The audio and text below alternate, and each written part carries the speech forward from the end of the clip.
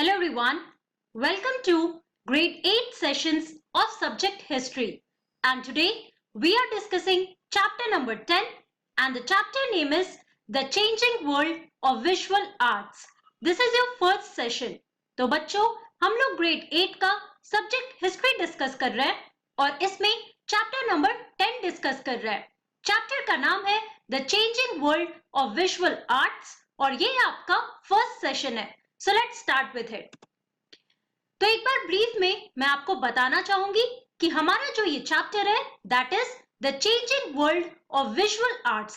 इसमें हम कौन कौन से इंपॉर्टेंट टॉपिक्स पढ़ने वाले हैं. Okay, so firstly we will have an introduction कि इस पूरे चैप्टर में हम क्या समझने वाले हैं in the colonial period. After that we are going to talk about the new forms of imperial art. Then we are going to talk about looking for the picturesque. Then portraits of authority, what happened to court artists, and at last we are going to talk about the new popular Indian art and also in search of national art. तो बच्चों अभी तक आप लोगों ने colonial period के बारे में बहुत सारे important aspects पढ़े हैं, such as आप लोगों ने एडमिनिस्ट्रेशन के बारे में पढ़ा, बहुत सारे बैटल्स के बारे में पढ़ा है. उसके बाद हमने लॉज एंड पॉलिसीज के बारे में पढ़ा, राइट, डिफरेंट गवर्नर जनरल्स के बारे में पढ़ा है.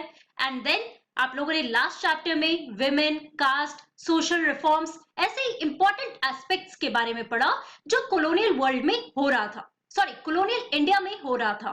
तो ये जो हमारा चैप्टर है इसमें हम आर्ट्स के ऊपर फोकस करने वाले हैं और यहाँ पर हम बात करने वाले हैं about the visual arts. Okay, जिसमें हम लोग न्यू स्टाइल्स ऑफ आर्ट्स के बारे में बात करेंगे जो हमारे कंट्री में इमर्ज हो रहे थे या इंट्रोड्यूस हो रहे थे during the British rule. Okay, so let's start our topic here.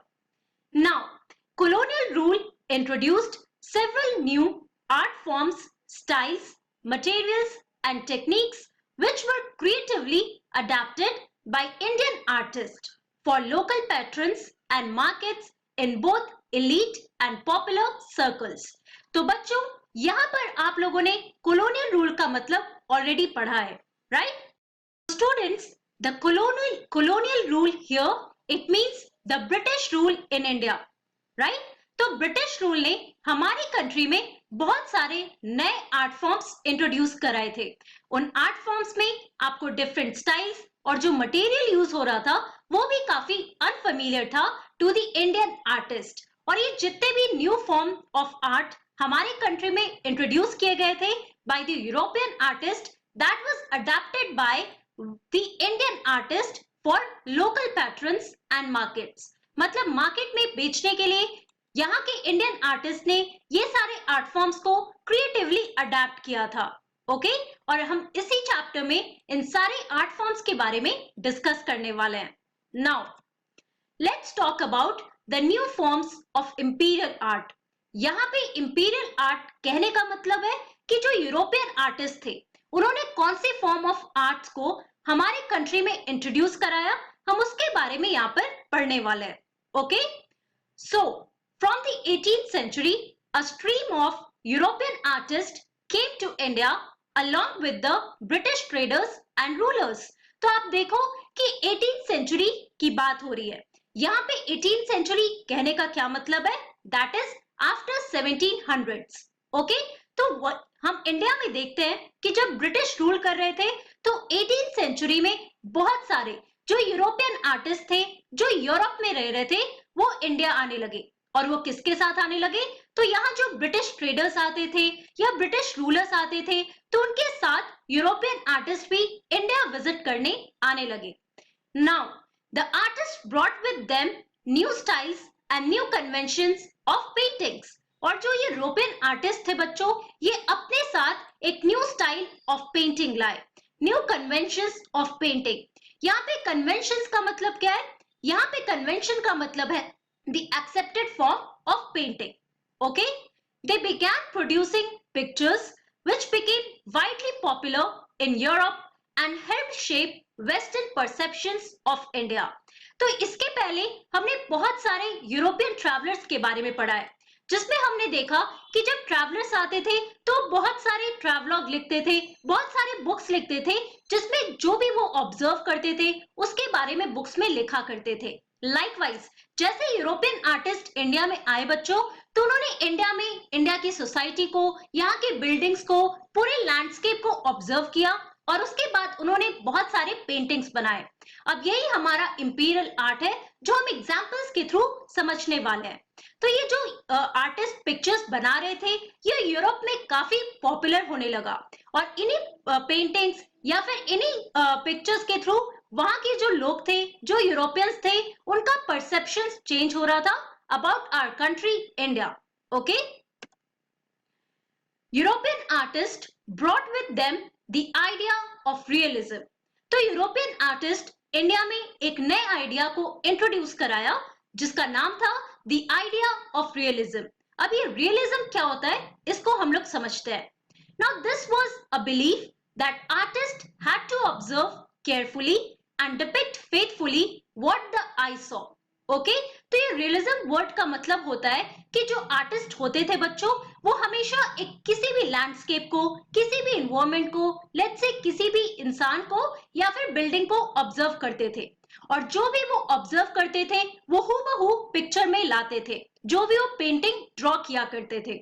Okay, so what the artist produced was expected to look real and life alive. Okay, तो कहने का मतलब है कि आर्टिस्ट जो भी उस पेंटिंग में बनाते थे वो काफी रियल लगता था।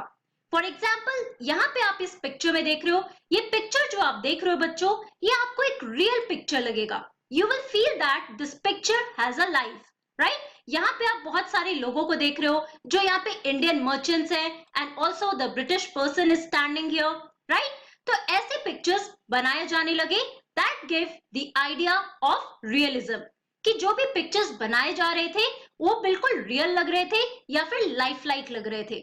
Okay, now European artist also brought with them the technique of voile painting, a technique with which Indian artist were not very familiar. अब उसके अलावा कौन सा नया फॉर्म आया? तो उसके अलावा एक टेक्निक ऑफ वॉइल पेंटिंग आया। तो आज के डेट में कभी भी आप ड्राइंग करते हो तो हम लोग डिफरेंट चीजें यूज करते हैं, सच एज क्रेयॉन्स यूज करते हैं, स्केच पेन यूज करते हैं। अगर हम पेंट की बात करते हैं तो पेंट में भी आप लोग बहुत सारे पेंट यूज करते हो, राइट। तो उसमें से एक पेंट होता है ऑयल पेंटिंग।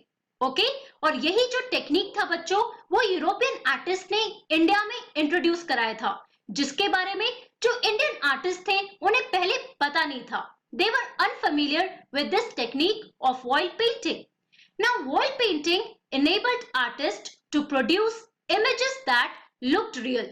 अब ये oil paintings जो यूज किया जाता था, इसकी वजह से जो भी images produce होते थे वो काफी real लगते थे। ओके, तो आइडिया ऑफ रियलिज्म को पिक्चर में दिखाने के लिए oil painting का टेक्निक यूज किया जाता था by the European artist. Okay, so please remember this point here. Now, not all European artists in India were inspired by the same things. लेकिन ये जरूरी नहीं था कि बाकी जो यूरोपियन आर्टिस्ट थे बच्चों, ये सारे यूरोपियन आर्टिस्ट एक ही आइडिया को फॉलो करते थे इन देयर पिक्चर्स। इसके अलावा बहुत सारे दूसरे सब्जेक्ट्स के ऊपर बाकी यूरोपियन आर्टिस्ट भी वर्क करते थे। Now, the subjects they painted were varied, but invariably they seem to emphasize the superiority of Britain, its culture, its people and its power. तो बच्चों, जब हम इंपीरियल आर्ट की बात करते हैं तो यहाँ पे आपने दो इंपॉर्टेंट पॉइंट्स देखे। एक आइडिया ऑफ रियलिज्म के बारे में पढ़ा, उसके बाद हमने टेक्निक ऑफ ऑयल पेंटिंग के बारे में देखा that was introduced in the colonial rule in India, right. तो हमने ये भी देखा कि जितने भी यूरोपियन आर्टिस्ट थे वो सिर्फ एक आइडिया से इंस्पायर्ड नहीं रहते थे। जो भी यूरोपियन आर्टिस्ट इमेजेस प्रोड्यूस करते थे वो बहुत सारे इमेजेस प्रोड्यूस करते थे जो कि डिफरेंट सब्जेक्ट से रिलेटेड होते थे, चाहे वो लैंडस्केप से रिलेटेड हो या फिर सोसाइटी से रिलेटेड हो या फिर किसी ब्रिटिश ऑफिसर से रिलेटेड हो, राइट। तो ऐसे बहुत सारे वेरियस सब्जेक्ट्स पे वो बहुत सारे इमेजेस या पेंटिंग्स बनाया करते थे, राइट। लेकिन इन सारे पेंटिंग्स, इन सारे इमेजेस में एक चीज बहुत कॉमन था, और वो कौन सा पॉइंट था बच्चों? तो वो हमेशा अपने पेंटिंग में ब्रिटिश सुपीरियरिटी दिखाना चाहते थे। तो हमने ऑलरेडी पढ़ा है कि जो ब्रिटिश रूलर्स ऑफिसर्स थे बच्चों, जो हमारी कंट्री में आते थे, वो हमेशा ये सोचते थे that they are the superior ones and the Indians are inferiors. And that is why यही जो पॉइंट था, ये जो इनका कंक्लूजन था, या ये जो इनका परसेप्शन था बच्चों, वो इमेजेस में भी दिखता था, राइट? कि जो भी इमेजेस प्रोड्यूस होते थे, तो उसमें आप देख सकते हो साफ साफ कि जो यहाँ पे आप ब्रिटिश को देख रहे हो, इनको एज अ सुपीरियर दिखाया जाता है, और जो इंडियंस थे उनको एज एन इंफीरियर दिखाया जाता था। Okay, so please remember this point here. Now let's talk about our next topic here, that is looking for the picturesque. Okay, so what popular imperial tradition was that of the picturesque, that is landscape painting. तो यहाँ पे आप देखो कि सबसे popular imperial tradition क्या था। तो सबसे पॉपुलर इंपीरियल ट्रेडिशन, अगर हम पेंटिंग्स की बात करते हैं बच्चों, तो वो था लैंडस्केप पेंटिंग। अब इसका मतलब क्या होता है? So what was the picturesque?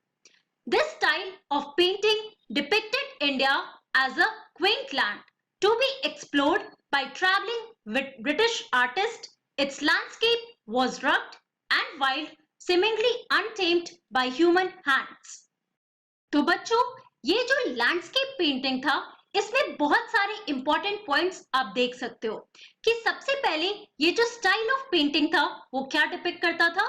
तो वो डिपिक्ट करता था India as a quaint land. Quaint land कहने का मतलब है एज अ अनप्लेजेंट लैंड। और इसको किसके द्वारा एक्सप्लोर किया जा रहा था?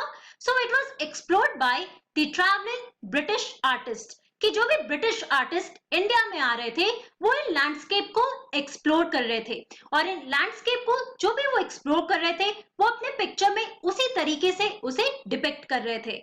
Now it's landscape was rugged and wild. जो भी लैंडस्केप या पिक्चर प्रोड्यूस होता था बच्चों, वो काफी वाइल्ड और रग्ड लगता था, seemingly untamed by the human hands। ऐसा लगता था कि ह्यूमन हैंड्स या फिर ह्यूमन वहां पे रहते नहीं थे, या फिर it was untamed, it was not being used by the humans there. Okay, तो ऐसे ऐसे पिक्चर्स या ऐसे ऐसे लैंडस्केप बनाए जाने लगे, and it was one of the popular imperial tradition that started in India. तो बच्चों, आज की क्लास में हमने क्या पढ़ा?